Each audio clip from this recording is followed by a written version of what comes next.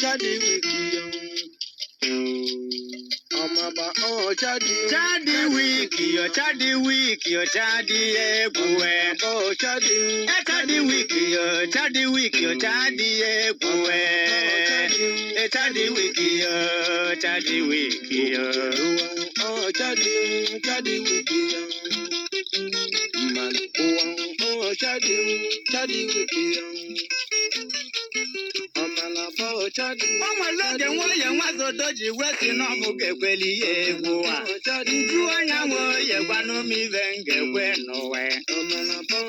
nwoye n'odo maka na gwa m ibe ngekwe mmata amata osinkwebe na na manụ n'ụlọ nwaanyị 18 na ụlọ ibe kasị njọ n'ụwa nwa bụ Novemba na-ezuru oluve nne ya Chadi wiki yo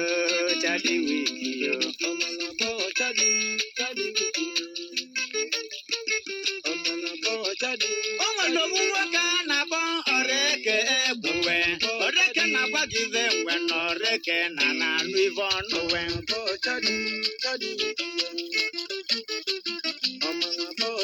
Oreke pụta n'ụtụtụ oje gaba n'bizinesi ya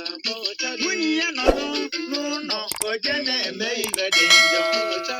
Oreke na-asị nwunye ya na aga na-eme m ive dị njọ I say I'm not doing anything.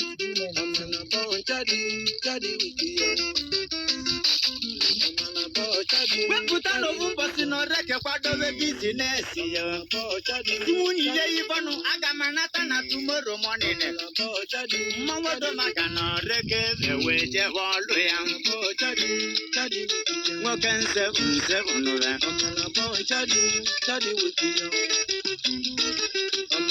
onye anyị na Ivonu na-eme enyi leli nnekwu aja bọsị ya bụ n'ụwa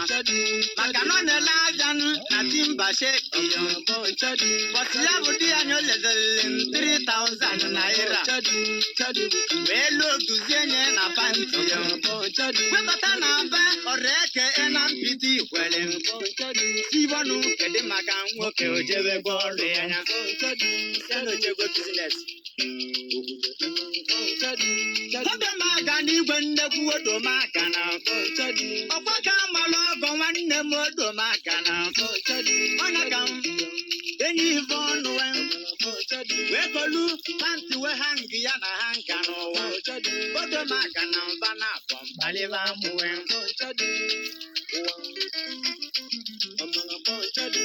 Duelifu ọkụ na middle night Odomaka na Oreke ewe nata ọrụ ya Odomaka nị n'ọnụzi ewee kpọchie Oreke wee bido wee jekụba aka n'ụzọ na-akụ aka mkpebe na-emegheli m ụzọ Oreke ọdọmame ụmụnne na mmadụ bi mmadụ ekwu ya ebe ahụ Ivonu meghe ụzọ na-anata ma ọlụ meghe ụzọ na-agba ọsụ bandị nọ nata meghe ụzọ na Oreke ma na-anata ọlụ